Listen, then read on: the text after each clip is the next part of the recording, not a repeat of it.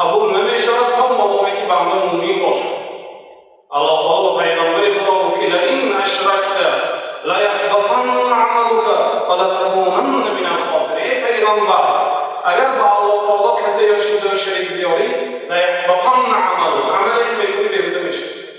عملهایی که سالهای دراز، تراویح‌هایی که خواندید، شب‌هایی که نماز گذاشتید، خیر و سخاوتی که کردید، لیحبطن عملک، عملها بیهوده میشه. پیغمبر عملشان بزرگترین عمل است. در دنیا از روز آفرینش دنیا تا روز قیامت یگان انسان مثل پیغمبر عمل زیاد نکرده است. همین صحبتی که شما میشنوید اینم ثمره خدمت 23 ساله جناب رسول الله صلی الله علیه و سلم. از سبب مبارک بودن دعوت پیغمبر، از سبب مخلص خالصا لله عمل نمودن پیغمبر خدا، پروردگار عالم در دل مردم تأثیر عظیم دارد نسبت سخن‌هایشان. بنابراین در این عالم یگان انسان این است که تأثیر کلام به عالم رسانیده باشد مثل جناب رسول الله صلی الله علیه و سلم. خلاص این دعوت کردن به یگانگی الله تعالی و الله تعالی را یگانه اعتقاد کردن و شناختن مهمترین وظیفه‌های فرزندان آدم است و اولین فرض است. اولین واجب بر ذمه بندگان این شناختن پروردگار است. اینکه لا اله الا الله، نیست خدای برحق مگر الله تعالی، یگانه خدای برحق الله تعالی بگوید. پیامبر علیه السلام نیز اهمیت عظیمی به این مسئله می‌دادند. وقتی که معاذ بن جبل را به سوی یمن فرستادند گفتند که این کتاب قوم من اهل کتاب، تو به نزد قوم روانه شده ایستاده که آنها اهل کتاب هستند، آنها تورات و انجیل برای آنها نازل شدگی هست، اهل علم هستند. فلیکن اول ما تدعوهم الیه توحید الله، اولین چیزی که آنها را دعوت میکنیم یگانگی الله تعالی باشد. در لفظ دیگر فلیکن اول ما تدعوهم الی ان یوحدوا الله تعالی، اولین چیزی که آنها را دعوت میکنیم آن باشد که الله تعالی را یگانه شمارد. در دیگر لفظ آمده است که فلیکن اول ما تدعوهم الى شهادت ان لا اله الا الله و انی رسول الله، اولین دعوتی که آنها را دعوت میکنیم آن باشد که شهادت دادن به اینکه غیر الله تعالی دیگر معبودی بر حق نیست و من پیغمبر خدا هستم. برای همین دعوت کنید. اگر آنها در این مسئله تو را فرمانبرداری کنند، ثانی برای آنها تعلیم ده که الله تعالی در یک شب و نصف 50 نماز را فرض کرده. اگر قبول کنند ثانی تعلیم ده که الله تعالی زکات را فرض کرده. ترتیب دارد. بعضی بچه‌ها به یک آدمی که نه خدا را میشناسد نه نماز میخواند به ریش ماندن و ترک سیگار و همیشه چیزا دعوت میکنند. این نادرست اسلوب دعوت خطا است. چون که اگر کدام وقت یک جوان برای من گفت که من یک انسان همین خیر نصیحت کردم که سیگارت پرتافت. خب گفتم نماز میخوانم؟ نماز نمیخوانم. از نماز بالاتر یگانه شماریدن پروردگار. ولی گفتم اگر سیگارت هفتگی باشه من بازگشتی به آتش دوزخ است. فایده نرسد از این. اینو به مهمترین چیز را اول برای مردم تعلیم دادم. اولی آن چیزی که تو تعلیم میدهی به اهل یمن این هاست، این توحید خدا باشه، الله تعالی را یگانه شناختن. برای آنکه آنهایی که الله تعالی را نمیشناسند، دوست نمیدارند، اگر درباره دیگر گناه‌ها ترک گناه امر معروف کنید، نهی منکر کنید، او خدا را نمیشناسند. نه قهر خدا را باخبر باشد، نه غضب خدا را باخبر باشد، نه از محبت خدا باخبر باشد، خدا را دوست ندارد، چگونه از عمل دور شده میتواند، نمیتواند فایده رسانیده برای مردم. بنابراین تعلیم دادن یگانگی پروردگار عالم این اصل دین و اساس دین است.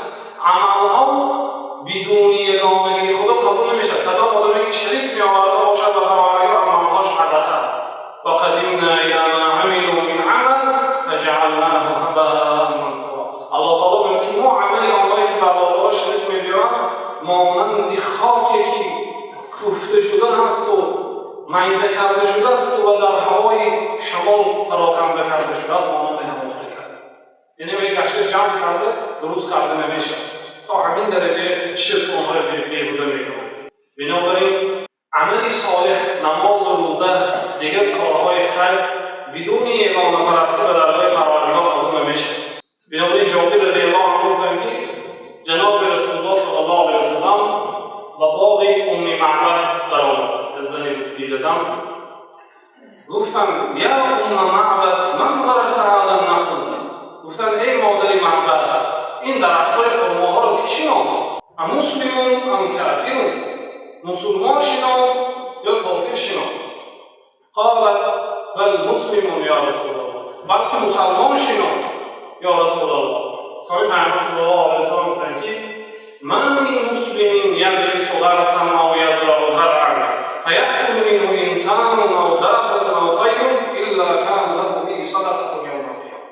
کدام مسلمانی که خود درخت شناخت، خود زراعت بکند، صانع از وی انسان بخورد یا حیوان بخورد یا پرنده بخورد، مگر روز قیامت برای او صدقه نوشته میشود و شرطی که مسلمان باشد. ببینید یک درخت شناختن هم فضیلت ندارد اگر شما به الله تعالی ایمان داشته باشید. الله تعالی رو نشناسید و الله تعالی ایمان آورده باشید و الله تعالی شریک می آورده باشید، اون عملها فایده نمیده، یکم عمل فایده نمیده. بنابراین معرفت پروردگار و محبت پروردگار اصل شریعت و اصل دین و مهمترین چیز است. و اگر هر شبانه روز در حق الله تعالی صحبت کرده شود، نسبت الله تعالی این سخنها کم است. پروردگار عالم یگانه است و شریک ندارد و یگانه اعتقاد کردن پروردگار خیلی فضل عظیم دارد. از ابو هریره رضی الله عنه روایت شده است که پیامبر علیه السلام گفتند کدام شخصی که سحری لا اله الا الله وحده لا شریک له له الملك و له الحمد وهو على كل شيء قدیر 100 مراتب اگر بگوید 10 غلام آزاد کردگی حساب می‌یابد. غلام آزاد کردن یعنی عملی هر کی نبود. در بعضی کتاب‌ها آمده است که غلام تقریبا $20,000 یعنی غلام عادی همین قدر قیمت داشت. با غلام‌ها اگر کسب و هنر داشته باشد، علم و معرفت داشته باشد، قیمتی رو بلندتر است. غلامی که عیب دارد، دزد هست، خبرکش هست، اینها نرخش ارزان است. حساب می‌یابد 20,000 است. کسی که اگر 100 مراتب لا اله الا الله وحده لا شریک له له الملك و له الحمد وهو على كل شيء قدیر 10 غلام را آزاد کردگی را ثوابش داده و 100 ثواب بر نامه او نوشته می‌شود. 100 گناه از نامه اعمال او محو کرده می‌شود، استنابود کرده می‌شود و تا بیگاهی از ضرر شیطان محفوظ می‌ماند و همین گونه از سحر و جادو تا بیگاهی محفوظ می‌ماند. 6 دقیقه وقت می‌گیرد. و بیگاهی هم اگر بعد نماز عصر یا بعد نماز شام بگوید تا نماز بامداد همین فضیلت در حق او ثابت است. روایت بخاری و مسلم. بنابراین یگان عبادت در تواضع مثل لا اله الا الله وزن ندارد. حضرت موسی علیه السلام که یا رب علمنی شیئا ادعوک به، پروردگارا برای یگان کلمه تعلیم بده که تو را دعا کنم، عبادت بکنم با اون کلمه. الله تعالی که یا موسی قل لا اله الا الله، ای موسی لا اله الا الله بگو. حضرت موسی گفتن پروردگارا کل عباد یقولون هذا، تمام بنده ها اینو میگویند.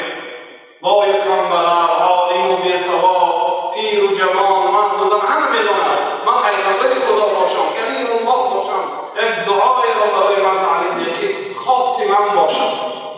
الله تعالی که موسی لو ان السماوات السبع وعامرهن غیری، تمام آنهایی که در آسمان هستند و آسمان را آباد میکنند غیر من و تمام 7 طبقه زمین و آنهایی که در زمین هستند، همه اینا در یک پهلوی ترازو گذاشته شود و لا اله الا الله فی کفة، اگر لا اله الا الله در دیگر ترازو گذاشته شود مانت بهن لرجعت بهن لا اله الا الله، لا اله الا الله وزنی میکند اینها. در دیگر حدیث آمده است که اگر لا اله الا الله بر بالای زمین و آسمان افراد، زمین و آسمان را ویران میکند. غیر الله تعالی دیگر معبودی بر حق نیست. بنابراین وقتی که شریک آورده شود، خدا میگوید که قریب که زمین و آسمان و کوه‌ها پاره پاره شود از ترس پروردگار که نسبت پروردگار سخن گناه و عظیم گفته شد. بنابراین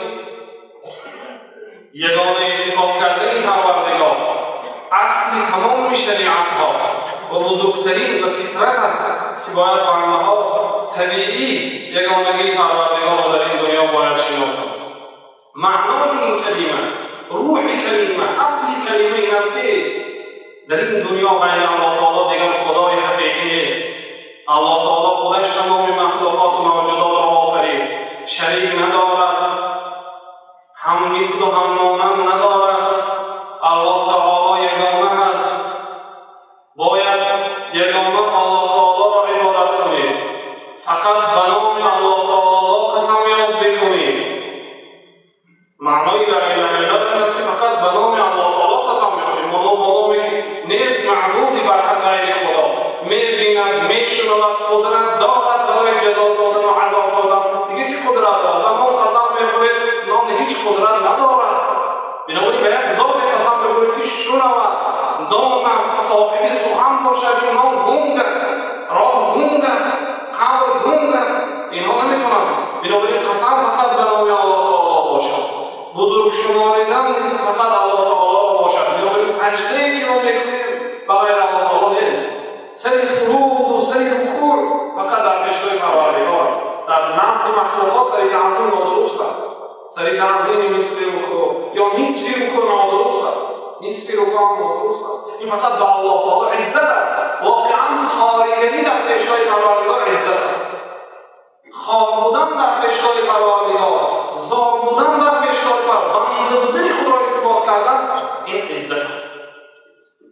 اما در پیشگاه مخلوق واقعا ذلت است، خوریگری است.